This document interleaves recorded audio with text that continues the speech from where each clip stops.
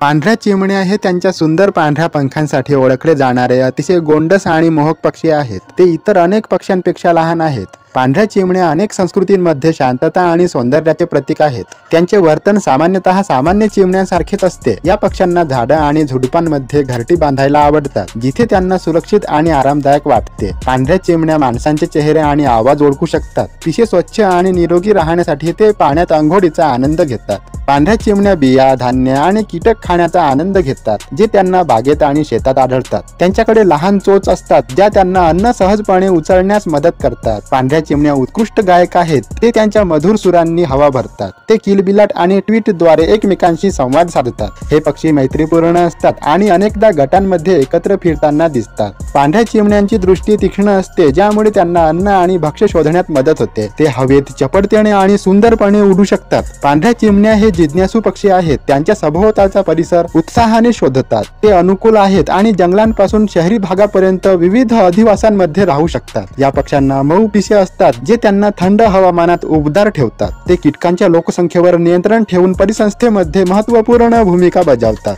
पांढऱ्या चिमण्या आयुष्यभर सोबती करतात. त्यांच्या जोडीदारांसोबत मजबूत बंध निर्माण करतात. ते त्यांच्या अंड्यांची काळजी घेतात आणि त्यांच्या पिल्लांना खायला देतात. या पक्ष्यांचे आयुष्य 5 ते 7 वर्षे जंगलात असते. पांढऱ्या चिमण्या अनेकदा त्यांच्या सौंदर्य आणि कृपेसाठी कथा आणि कवितांमध्ये वैशिष्ट्यीकृत आहेत. थंडीपासून वाचण्यासाठी पांढऱ्या चिमण्या हिवाळ्यात उष्ण प्रदेशात स्थलांतर करतात. पांढऱ्या चिमण्या पाहणे सर्व वयोगटातील लोकांना आनंद देऊ शकते.